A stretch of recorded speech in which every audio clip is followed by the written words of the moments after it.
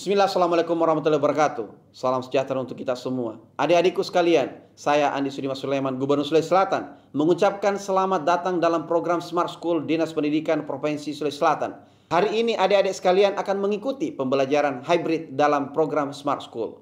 Aplikasi Smart School adalah sebuah pendekatan dengan tetap mengedepankan sebuah pendidikan dengan digital approaching, untuk kemudian mengedepankan kualitas dan mutu pendidikan yang diterima siswa secara seragam di seluruh wilayah Sulawesi Selatan, termasuk di pelosok-pelosok. Program ini bukan hanya memberikan kepada adik-adik sekalian pengalaman belajar yang baru, namun juga memberikan fasilitas kebutuhan dengan fitur bermanfaat seperti rekaman video pembelajaran yang dapat diulang, trik-trik penyelesaian soal, ujian-ujian, serta sarana konsultasi pembelajaran dari guru-guru terbaik di Sulawesi Selatan.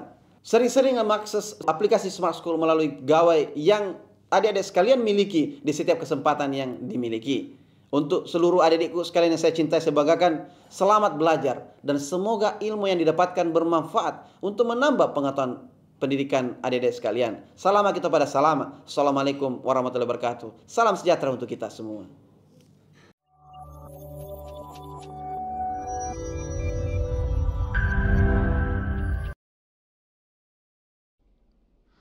Assalamualaikum warahmatullahi wabarakatuh. Selamat pagi, salam sejahtera untuk kita semua. Bapak Ibu guru pendamping di sekolah yang saya hormati, anak-anakku sekalian yang Ibu banggakan. Semoga pada hari ini kita dalam keadaan sehat walafiat. Nah, anak-anakku sekalian, pada hari ini kita akan membahas materi kimia bersama saya, Asmawati Ilyas.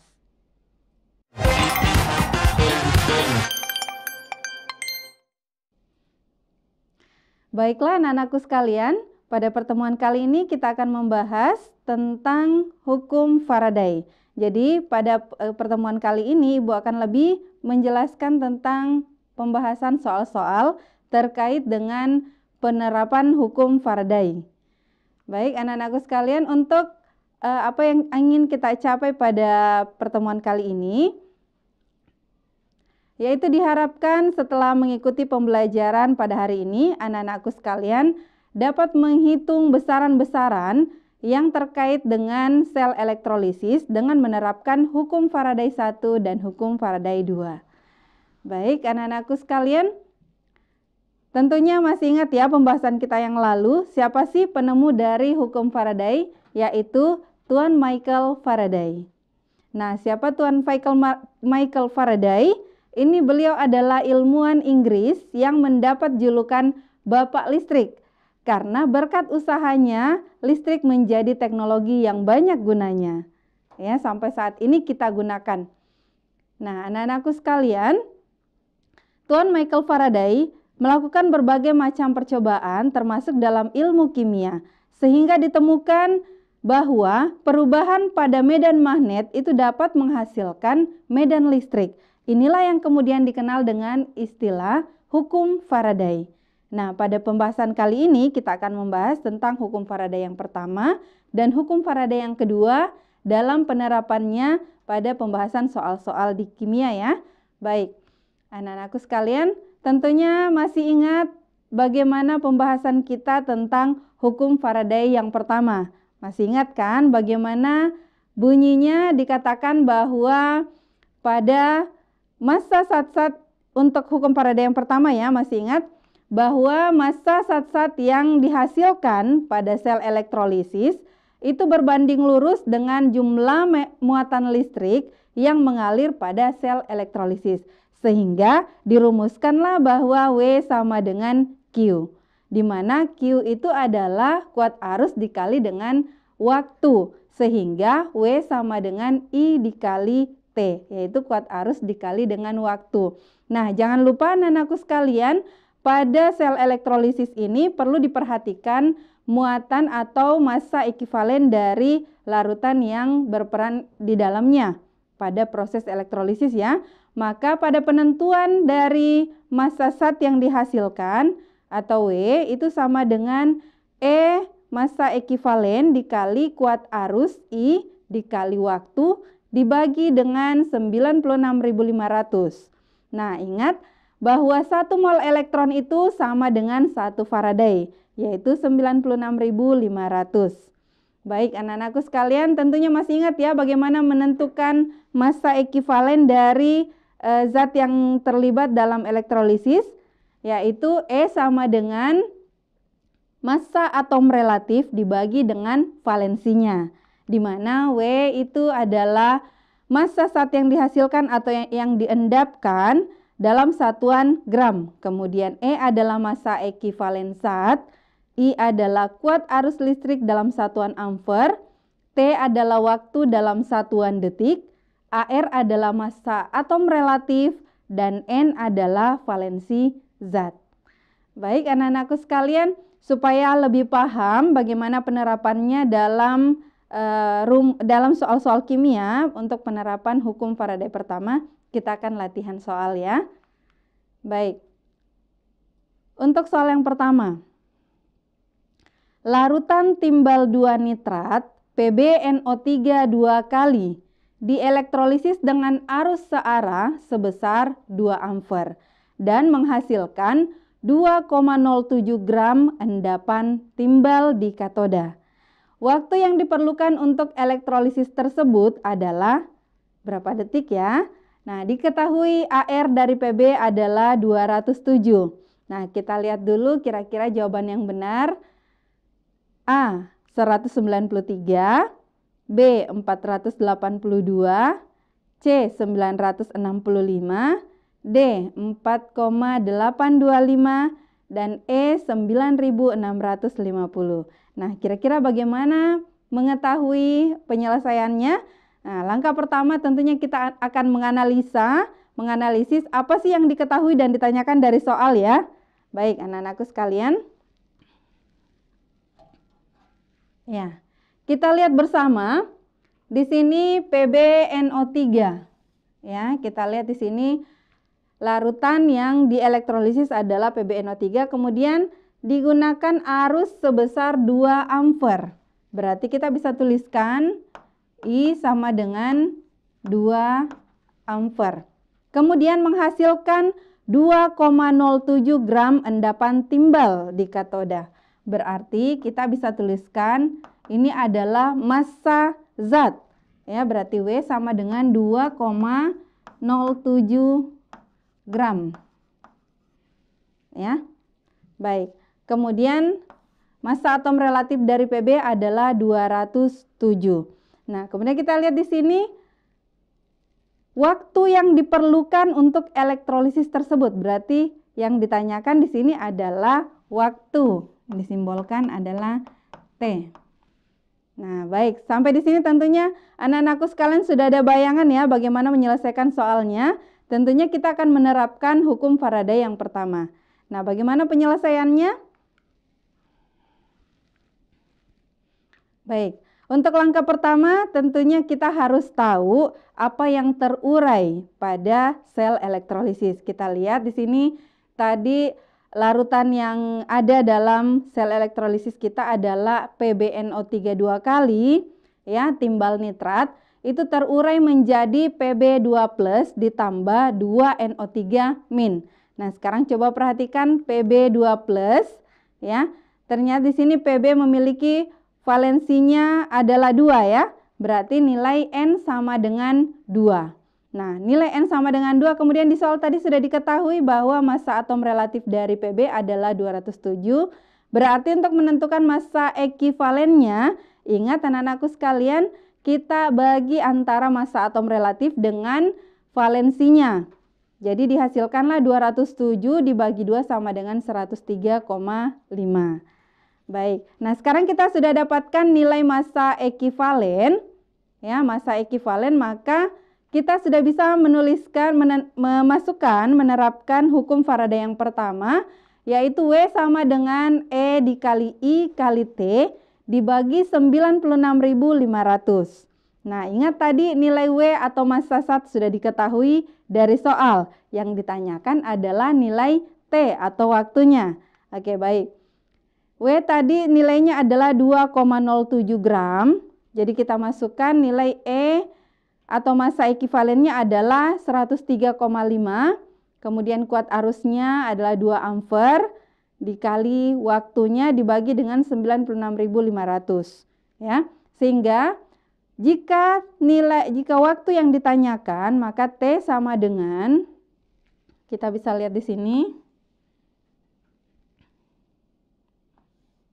Ini dikali ya, dikali silang. Jadi 2,07 dikali 96.500 dibagi dengan 207.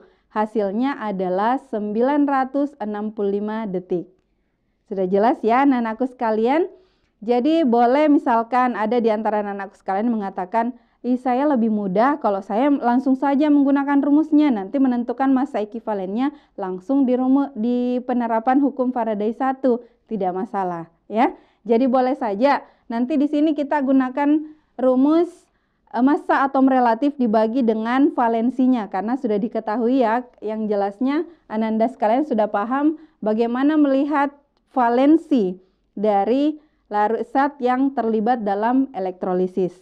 Ya, baik anak-anakku sekalian, kita sudah dapatkan nilai waktunya adalah 965 detik. Nah, kita lihat kembali di soal, berarti poin apa yang benar? Iya, benar sekali, yaitu poin C, 965 detik. Bagaimana untuk soal pertama? Saya kira anak-anakku sekalian bisa lebih paham ya. Bagaimana jika diketahui massanya, yang ditanyakan adalah waktunya. Baik. Untuk selanjutnya kita akan membahas soal yang kedua. Baik, soal yang kedua. Pada leburan bauksit Al2O3 dalam kriolit cair dialiri arus sebesar 9,65 ampere selama 6 jam. Massa logam Al yang terbentuk di katoda sebanyak berapa gram? Diketahui AR dari Al adalah 27. Ya, kita lihat dulu pilihan jawaban benarnya dari A 0,324, B 1,944, C 16,20, D 19,44, dan E 58,32. Nah, dari sini anak-anakku sekalian mungkin sudah ada yang bisa ya menjawab, tapi tidak apa-apa, kita analisa bersama dulu apa yang diketahui dari soal, kemudian apa yang ditanyakan ya. Baik, kita lihat di sini. Iya. Al2O3 yaitu bauksit ya. Kemudian di sini kita lihat dialiri arus sebesar 9,65 ampere. Berarti yang diketahui adalah nilai kuat arusnya 9,65 ampere. Dikatakan di situ selama 6 jam. 6 jam menunjukkan waktu. Nah, ingat anak-anakku sekalian, kalau kita mengatakan waktu, berarti yang digunakan adalah dalam satuan detik. Nah, kalau di soal dikatakan dalam satuan jam, tentunya kita akan mengubah atau konversi dari jam kemudian menjadi detik. Berarti dari jam ke menit dulu, berarti 6 kali 60 ya. 60, kemudian dari menit ke detik dikali 60. Berarti 60 kali 60, 3.600 ya. Jadi nantinya dikali dengan 6, itulah hasilnya untuk mendapatkan berapa detik. Kemudian kita lihat massa logam Al yang terbentuk di katoda. Berarti yang ditanyakan di sini adalah nilai W, massanya. Ya, baik. Tentunya anak-anakku sekalian sudah ada bayangan ya, karena sudah kita sudah analisa apa yang diketahui dan apa yang ditanyakan dari soal. Baik. Kita lihat penyelesaiannya. Tetap langkah pertama adalah kita harus mengetahui apa yang terurai di dalam larutan dalam sel elektrolisis. Nah, kita lihat Al2O3 ya. Aluminium oksida ini terurai menjadi 2Al3+ ditambah 3O2-. Ya, 3O2-. Jadi, yang kita perhatikan di sini adalah Al3+, berarti valensinya Al, logamnya adalah 3, berarti nilai N-nya sama dengan 3. Nah, diketahui tadi AR-nya atau massa atom relatif dari Al adalah 27, berarti kita bisa menentukan massa ekivalennya dengan rumus AR atau massa atom relatif dibagi dengan nilai valensinya, sehingga diperolehlah nilai 27 dibagi 3 itu sama dengan 9. Sekarang kita sudah dapatkan nilai massa ekivalennya, berarti sudah lebih mudah kita terapkan dalam rumus untuk menentukan hukum Faraday yang pertama, yaitu W sama dengan E dikali I dikali T dibagi 96.500. Nah, karena memang yang ditanyakan di sini adalah massa zat yang dihasilkan, yaitu W, maka kita masukkan tadi nilainya, massa ekivalennya 9 dikali kuat arusnya 9,65 ampere, dan waktunya tadi kita konversi dari 6 jam kemudian menjadi satuan detik, berarti 6 dikali 3.600, hasilnya 21.600 detik. Ya. Kemudian dibagi 96.500 kolom. Nah, berapakah hasilnya? Massa yang dihasilkan adalah 19,44 gram. Nah, bagaimana anak-anakku sekalian? Saya kira jelas ya, ketika massa zat yang ditanyakan, maka yang dimaksudkan di sini adalah nilai W. Kemudian ingatkan kembali, nilai E bisa langsung kita gunakan, boleh dihitung secara mandiri, boleh juga kita masukkan dalam persamaan hukum Faraday nantinya. Ingat saja bahwa menentukan massa ekivalen adalah massa atom relatifnya dibagi dengan valensinya. Ya, baik anak-anakku sekalian, kita lihat kembali soal yang tadi. Di soal kedua, jadi jawaban yang paling tepat adalah di poin D, yaitu 19,44 gram. Nah, baik anak-anakku sekalian, sudah ada 2 soal yang kita bahas di hukum Faraday yang pertama. Saya kira anak-anakku sekalian semua sudah paham ya tentang penerapan rumus hukum Faraday yang pertama. Nah, sekarang kita akan membahas hukum Faraday yang kedua. Baik. Nah, tentunya masih ingat yang pada pembahasan yang lalu tentang hukum Faraday yang kedua ya. Jadi ada hubungannya dari hukum Faraday yang pertama diturunkan menjadi hukum Faraday yang kedua, sehingga diperolehlah bunyinya bahwa massa zat yang dihasilkan ya selama elektrolisis itu berbanding lurus dengan massa ekivalen dari zat tersebut. Sehingga dirumuskanlah W sama dengan E.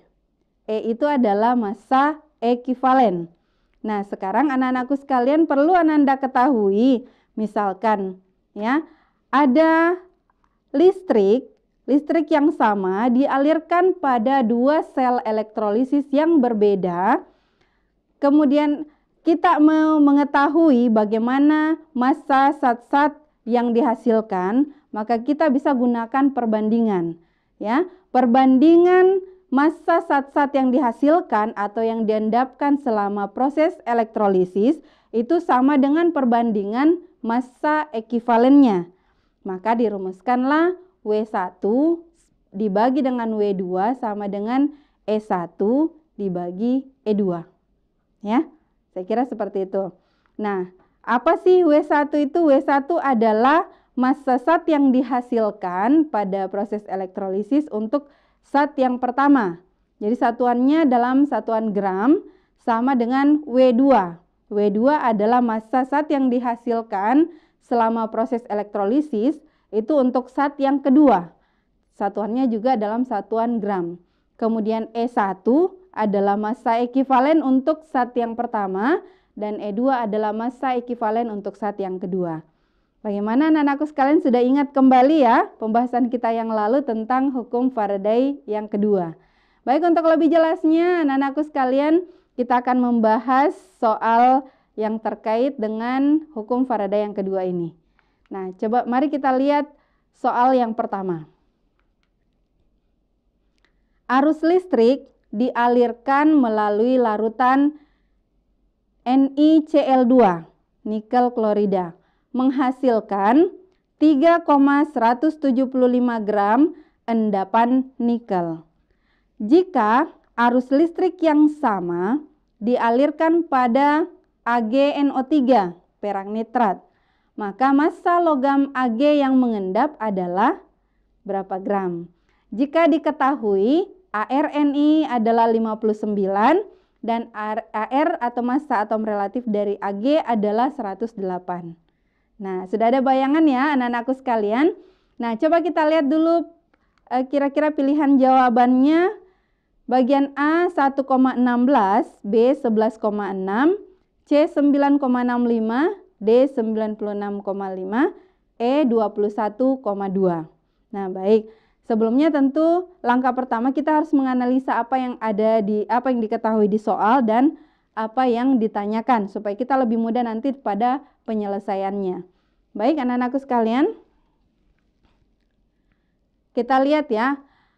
Larutan NiCl di sini melalui arus listrik dialirkan melalui larutan NiCl2, nikel klorida. Nah, ini kita anggap sebagai zat yang pertama. Ya, menghasilkan 3,175 gram endapan nikel. Kita lihat endapan nikel. Berarti kalau ini adalah zat pertama, maka yang dimaksudkan ini adalah W1 3,175 gram. Baik. Jika arus listrik yang sama dialirkan pada AgNO3. Jadi kita lihat AgNO3 ini adalah zat yang kedua. Nah, yang ditanyakan adalah berapa massa logam peraknya, ya. Logam Ag berarti yang ditanyakan adalah W2. Nah, sudah kelihatannya. Jadi yang diketahui adalah massa zat yang pertama, kemudian yang ditanyakan adalah massa zat yang kedua. Nah, bagaimana penyelesaiannya anak-anakku sekalian? Oke, kita lanjut pada penyelesaian. Langkah pertama, tentu kita harus menganalisa dulu apa yang terurai pada zat yang pertama, sel elektrolisis pertama dan sel elektrolisis yang kedua. Nah, untuk sel elektrolisis yang pertama, jadi zat yang pertama di situ adalah nikel klorida. Dia terurai menjadi Ni2+ ditambah 2Cl-. Nah, coba perhatikan untuk Ni2+, berarti valensinya ada 2 ya. Valensinya 2, berarti nilai N sama dengan 2. Dan diketahui tadi massa atom relatifnya adalah 59. Berarti kita bisa menentukan massa ekivalennya, ingat massa atom relatif dibagi dengan valensinya, yaitu 59 dibagi 2 hasilnya adalah 29,5. Nah, kemudian bagaimana zat yang kedua? Zat yang kedua tadi adalah AgNO3, perak nitrat. Perak nitrat terurai menjadi Ag+ ditambah NO3-.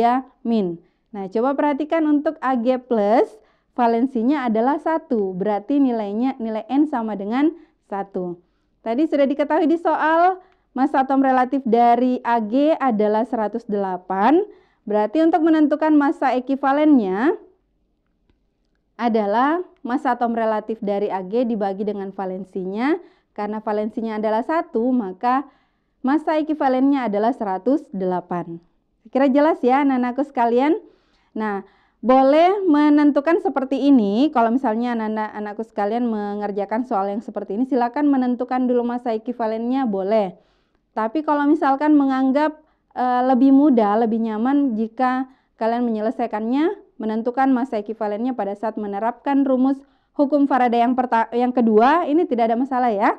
Oke, baik, silakan kita lanjut untuk penyelesaiannya, karena tadi kita sudah dapatkan nilai massa ekivalen dari zat yang pertama dan zat yang kedua, maka kita terapkan yaitu massa zat yang pertama, massa Ni dibagi dengan massa Ag sama dengan massa ekivalen Ni dibagi massa ekivalen Ag. Nah, kita masukkan nilai massa dari massa zat nikel ya yang diperoleh tadi adalah 3,175 gram. Kemudian massa Ag yang ditanyakan, jadi kita berikan simbol X. Kemudian massa ekivalennya tadi untuk Ni 29,5 dibagi dengan 108. Nah, bagaimana menentukannya? Sekarang kita hitung nilai X. Ya, nilai X sama dengan 108 dikali 3,175 gram dibagi 29,5. Sehingga diperoleh nilai X sama dengan 11,6 gram. Bagaimana anak-anakku sekalian, sudah jelas ya? Nah, di sini tadi yang Ibu maksudkan.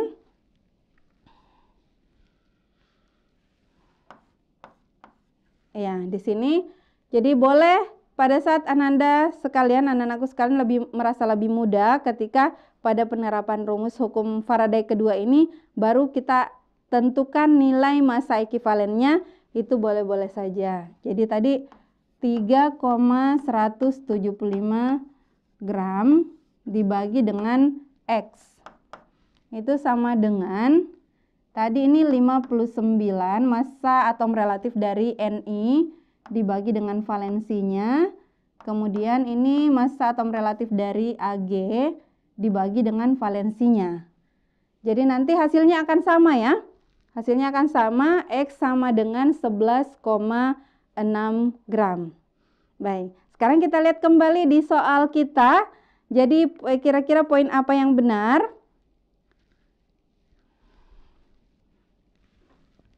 Oke, jadi yang benar adalah poin B, yaitu 11,6 gram. Bagaimana anak-anakku sekalian untuk soal yang pertama? Tidak ada masalah ya. Baik, kita coba lagi untuk soal yang kedua. Ya, untuk hukum Faraday yang kedua ini kurang lebih soalnya akan sama, mirip seperti itu ya. Supaya lebih memahami, lebih jelas lagi, kita bahas soal yang kedua. Baik, arus listrik yang sama dialirkan melalui larutan ZnSO4 seng sulfat dan larutan CuSO4 tembaga sulfat. Jika diketahui AR dari Zn adalah 65, AR dari Cu adalah 63,25. Ternyata menghasilkan 16,25 gram seng. Nah, maka banyaknya tembaga yang diendapkan adalah kira-kira berapa gram? Nah, kita lihat dulu pilihan jawabannya. A 12,875, B 11,650, C 12,850, D 96,500, E 15,875. Nah, kira-kira yang manakah jawaban yang tepat? Nah, baik anak-anakku sekalian, kita analisa kembali apa yang diketahui dari soal dan apa yang ditanyakan. Ya. Kita lihat di sini ada dua larutan, yaitu seng sulfat dengan tembaga sulfat. Berarti kita bisa ambil ZnSO4 ini, seng sulfat ini sebagai zat yang pertama. Kemudian CuSO4 sebagai sel yang kedua, zat yang kedua. Ya. Kemudian ternyata menghasilkan 16,25 gram seng. Kita bisa lihat sini. Berarti yang diketahui di sini adalah W1. Karena di sini yang diketahui di 16,25 gram seng, berarti seng sulfat yang dimaksud ya. Maka W1 sama dengan 16,25 gram. Maka banyaknya tembaga yang diendapkan. Nah, tembaga berarti maksudnya di sini zat yang kedua ya, yaitu tembaga sulfat. Maka yang ditanyakanlah massa dari tembaga. Nah, bagaimana anak-anakku sekalian, sudah jelas ya? Sudah ada bayangan ya? Bagaimana menyelesaikan soal yang seperti ini? Baik, kita lanjut pada penyelesaian. Yang pertama, tentunya kita uraikan kembali. Zat yang pertama tadi adalah seng sulfat, itu terurai menjadi Zn2+ ditambah SO4 2-. Nah, anak-anakku sekalian perhatikan, ion Zn2+ berarti valensinya ada 2 ya. Jadi N sama dengan 2. Nah, kemudian diketahui tadi di soal bahwa massa atom relatif dari Zn adalah 65, berarti kita bisa menentukan massa ekivalennya dengan membagi massa atom relatif dengan valensinya. Diperolehlah 65 dibagi 2 sama dengan 32,5. Nah, sedangkan untuk zat yang kedua tadi adalah tembaga sulfat, itu terurai menjadi Cu2+ ditambah SO4 2-. Nah, coba perhatikan ion Cu2+, kita bisa lihat bahwa valensinya ada 2, ya. Berarti N sama dengan 2. Nah, kemudian diketahui di soal bahwa massa atom relatif dari Cu adalah 63,5, berarti menentukan massa ekivalen dari Cu ini kita bagi antara massa atom relatifnya dengan valensinya sehingga diperoleh nilai 31,75. Saya kira jelas ya anak-anakku sekalian bagaimana menentukan massa ekivalen. Yang penting anak-anakku sekalian paham bahwa ketika diuraikan bagaimana reaksinya. Kita perhatikan bagaimana ion logamnya untuk menentukan berapa valensinya. Baik, anak-anakku sekarang kita lanjut pembahasannya. Nah, setelah kita mendapatkan massa ekivalen dari zat pertama dan zat kedua, maka kita terapkan rumus hukum Faraday yang kedua, yaitu W1 per W2 sama dengan E1 per E2. Zat yang pertama tadi sebagai zat pertama adalah seng dan sebagai zat kedua adalah tembaga. Baik, kita masukkan nilainya 16,25 gram dibagi X sama dengan 32,5 dibagi 31,75. Bagaimana? Sekarang kita tentukan nilai X. Nah, jika nilai X yang ditanyakan tentunya kita kali 31,75 dikali 16,25 gram dibagi 32,5. Ya. Nah, sehingga dihasilkanlah nilai X sama dengan 15,875 gram. Nah, ini yang saya maksudkan tadi anak-anakku sekalian. Boleh dengan menentukan terlebih dahulu berapa massa ekivalen dari zat yang pertama dan zat yang kedua. Ya. Nah, boleh juga misalnya anak-anakku sekalian langsung mau menerapkan pada persamaan hukum Faraday yang kedua ini. Jadi ini tadi kita ketahui 16,25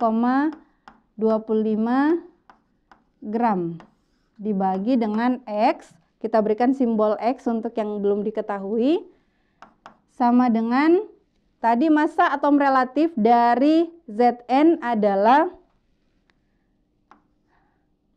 65 ya. 65 dan valensinya adalah 2. Kemudian untuk tembaga tadi massa atom relatifnya adalah 63,5 dan valensinya juga 2. Berarti nah, kita bisa masukkan berarti X sama dengan 63,5 dikali 16,25 gram dibagi dengan 65. Hasilnya tetap sama 15,875 gram. Oke, jelas ya anak-anakku sekalian? Baik, jadi tentunya tadi seperti yang Ibu katakan, boleh menentukan massa ekivalen langsung pada penerapan rumus hukum Faraday yang kedua. Tapi yang jelasnya anak-anakku paham bahwa yang terurai tadi itu logamnya berapa nilai valensinya. Itu yang penting ya. Nah, sekarang kita perhatikan kembali soal yang kedua tadi. Nah, yang manakah jawaban yang benar? Ternyata jawaban yang benar ada pada poin E, yaitu 15,875 gram. Nah, itulah tadi untuk soal-soal yang kita bahas terkait dengan penerapan hukum Faraday yang kedua ya. Semoga apa yang Ibu bahas tadi bisa dipahami oleh anak-anakku sekalian. Ya, perlu Ibu ingatkan kembali bagaimana membedakan penerapan hukum Faraday yang pertama dan hukum Faraday yang kedua. Jadi ketika yang dimaksudkan dalam soal adalah satu sel elektrolisis yang berperan di dalam proses, maka tentunya nanti pada saat penentuan berapa massa zat yang diendapkan atau yang dihasilkan dari proses elektrolisis, tentunya kita menggunakan atau menerapkan hukum Faraday yang pertama. Nah, tetapi ketika kita melihat ada dua sel elektrolisis yang berbeda, kemudian dialiri dengan arus listrik yang sama, maka kita gunakanlah atau kita terapkanlah hukum Faraday yang kedua. Bagaimana anak-anakku sekalian? Semoga apa yang Ibu bahas pada hari ini dapat bermanfaat dan dapat dipahami oleh anak-anakku sekalian.